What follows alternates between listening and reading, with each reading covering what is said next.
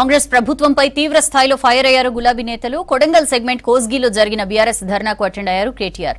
Hyderabad Indira park ధర్నా చౌక్ లో తెలంగాణ గ్రామీణ వైద్యుల నిరసనకు హాజరయ్యారు మాజీ మంత్రి హరీష్ రావు.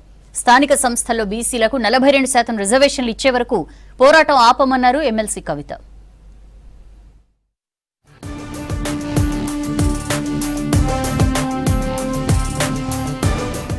రాష్ట్ర రైతాంగానికి ఇంకా రైతు భరోసా నిధులు ఖాతాల్లో జమ కాలేదన్నారు బీఆర్ఎస్ వర్కింగ్ ప్రెసిడెంట్ కేటీఆర్. లగచర్ల భూ బాధితులకు అండగా ఉంటామని చెప్పారు. రంగారెడ్డి జిల్లా కోస్గిలో బీఆర్ఎస్ చేపట్టిన రైతు మహాధర్నాలో పార్టీ నేతలతో కలిసి పాల్గొన్నారు కేటీఆర్. కాంగ్రెస్ 14 నెలల పాలనలో ఇచ్చిన హామీల్లో ఏ ఒక్కటి పూర్తిగా అమలు చేయలేదని విమర్శించారు కేటీఆర్.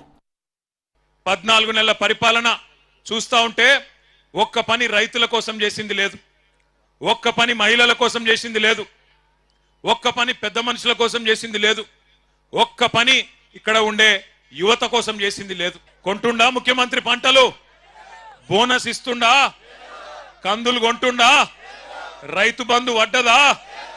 మొన్ననే చెప్పే కదా ముఖ్యమంత్రి అబద్ధం చెప్తాడా, మీరు అబద్ధం చెప్తురు.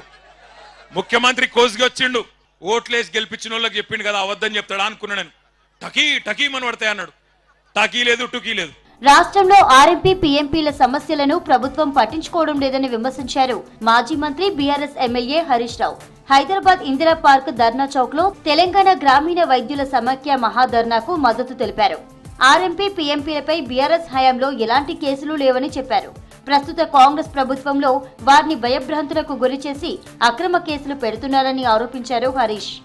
ఆర్ఎంపీ పీఎంపీలకు ట్రైనింగ్ ఇచ్చి సర్టిఫికేట్ ఇస్తామని మేనిఫెస్టోలో చెప్పారని గుర్తు చేశారు. వీరిపై పెట్టిన అక్రమ కేసులు ఎత్తివేయాలని డిమాండ్ చేశారు హరీష్ రావు.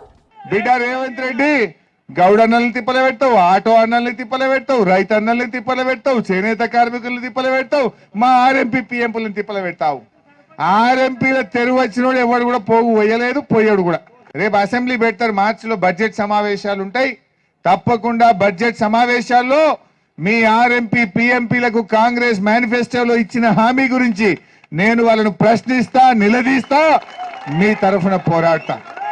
ఇప్పటికే అరెస్ట్ చేసిన ఆర్ఎంపీ పీఎంపీలను పెట్టిన అక్రమ కేసులన్నీ ఎత్తివేయాలని, అరెస్ట్ చేసిన వారిని విడుదల చేయాలని చెప్పి కూడా బీఆర్ఎస్ పార్టీ పక్షాన డిమాండ్ చేస్తా ఉన్నాం. కేసీఆర్ పాలన ఐఫోన్ లా ఉంటే రేవంత్ రూలింగ్ చైనా ఫోన్ లా ఉందని విమర్శించారు బీఆర్ఎస్ ఎమ్మెల్సీ కవిత. స్థానిక సంస్థల్లో బీసీలకు 42% రిజర్వేషన్లు ఇచ్చే వరకు పోరాటం ఆపమన్నారు. బీసీలను రేవంత్ రెడ్డి సర్కార్ తక్కువ చేసి చూపుతోందని మండిపడ్డారు. రాష్ట్రంలో 52% బీసీలున్నట్లు 2014లోనే కేసీఆర్ లెక్క తేల్చారన్నారు. ఉప ఎన్నిక వస్తే జగిత్యాలలో కాంగ్రెస్ అడ్రస్ లేకుండా పోతుందన్నారు కవిత. ఆనాడు కేసీఆర్ గారు ఓపెన్ గా ట్రాన్స్పరెంట్ గా 52% బీసీలు రాష్ట్రంలో ఉన్నారని చెప్పి లెక్కలు తేల్చి చెప్తే, ఇప్పుడు వచ్చినటువంటి రేవంత్ రెడ్డి గారి ప్రభుత్వం కనీసం లెక్క పెట్టడం కూడా రాకుండా, శాస్త్రీయంగా లెక్కలు చేయకుండా తప్పుదో పట్టిస్తూ బీసీల సంఖ్య తక్కువ చేసి చూపించడం అన్నది నిజంగా కూడా శోచనీయం. సరే, తప్పు ఒప్పు 46% ఉన్నాము, నువ్వు మాట ఏమి ఇచ్చినావు, 42% మేము రిజర్వేషన్ చేస్తాను. ఇప్పటికి 31 సార్లు ఢిల్లీకి పోవచ్చింది ముఖ్యమంత్రి గారు, కానీ జనాభాలో సగం ఉన్నటువంటి బీసీల గురించి కనీసం మీటింగ్ పెట్టే తీరిక ఈ ముఖ్యమంత్రి గారికి లేకపోవడం నిజంగా శోచనీయం. పార్టీ మారిన 10 మంది ఎమ్మెల్యేలను అనర్హులుగా ప్రకటించాలని బీఆర్ఎస్ వేరువేరుగా దాఖలు చేసిన 2 పిటిషన్లపై సుప్రీంకోర్టులో విచారణ జరిగింది.